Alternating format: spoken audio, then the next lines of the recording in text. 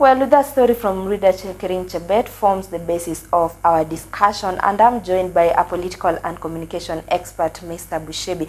Karibu sana, Mr. Bushebi. Asante sana. All right, let's get started. Let's have a look at what happened on Sunday with the President William Ruto with a roundtable discussion with journalists. President William Ruto said all the CAS will not be paid. Money is allocated to counties, NGCDF, the judiciary, they will have a budget cut. And the office of the First Lady and the Second Lady, they will not allocate any funds there. I'm curious your thoughts on the President's speech on Sunday. Is the government committed to austerity measures? Well, first of all, the roundtable discussion, in my own opinion, was an unnecessary call. There was no need for that discussion because it only exposed the king, and everyone would see the nakedness of the government.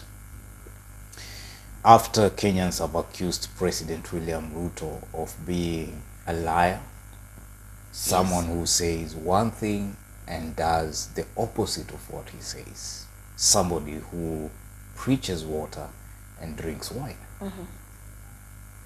It doesn't add up to anything when he says, I'm going to do this or I'm going to do that. You know, the office of the First Lady won't be there.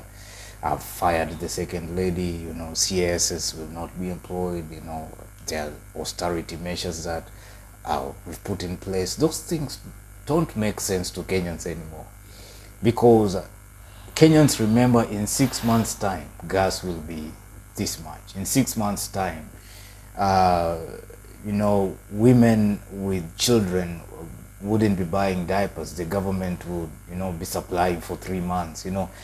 And then they see the total opposite of that. When the government comes to tax diapers, they come to tax all those things. And as much as the Finance Bill 2024 has been shelved, and we've seen some steps in written to annul that Finance Bill 2024, it is still not yet over.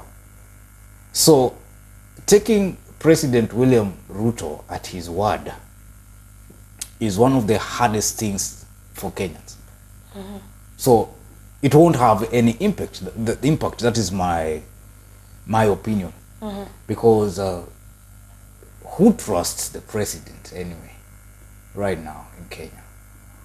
Almost nobody, because only a few Kenyans really still believe that the president will say and do what he says.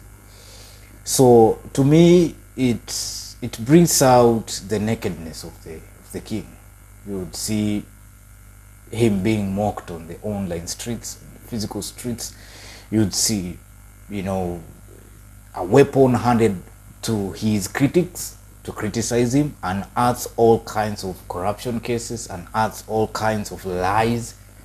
It gaslights the Gen Zs to go back to the streets because they cannot believe him.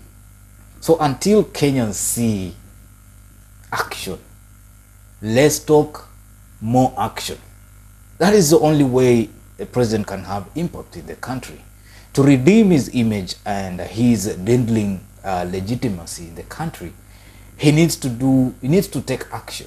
Don't say it, do it. Fire someone, you know, write something, put your seal on whatever you've written, okay? Give written instructions, have a covenant with Kenyans. This is what I said I will do, I've written, I've said, the way he tried to do with the Finance Bill 2024. But just a matter of coming out to say things, that simply tells you, number one, he knew it.